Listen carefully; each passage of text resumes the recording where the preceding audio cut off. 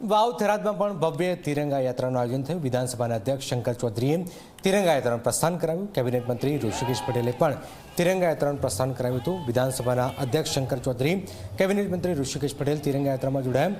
ગાયત્રી વિદ્યાલયથી શરૂ થયેલી ભવ્ય તિરંગા યાત્રામાં મોટી સંખ્યામાં નાગરિકો પણ જોડાયા હતા।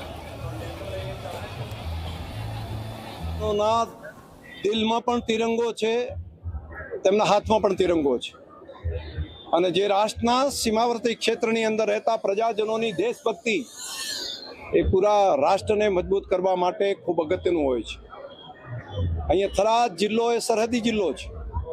આ સરહદી જિલ્લાના પ્રજાજનોએ આ 15મી ઓગસ્ટના રાષ્ટ્રીય પર્વ નિમિત્તે હાથમાં તિરંગા સાથે કિલોમીટરો સુધીની રેલી અહીંયા કાઢીને અહીંના યુવાનો, અહીંના પ્રજાજનોએ એ બતાવ્યું છે કે દેશભક્તિનો ભાવ એમના હૃદયમાં કેટલો ભરેલો છે। દેશના પ્રધાનમંત્રી મોદી સાહેબે જે આહવાન કર્યું હતું હર ઘર તિરંગા, તો હર ઘર પર તિરંગાની સાથે સાથે તિરંગા લઈ અને હજારોની સંખ્યામાં કિલોમીટર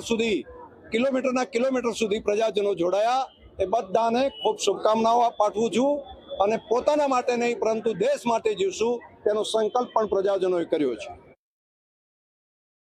આજે આખું થરાદ તિરંગાથી લહેરાયો હતો। આ તિરંગા યાત્રાની અંદર હજારો લોકોને 1 કિલોમીટરથી વધારે લાઇનની અંદર આખું થરાદ શહેર તિરંગામાં રહ્યું છે।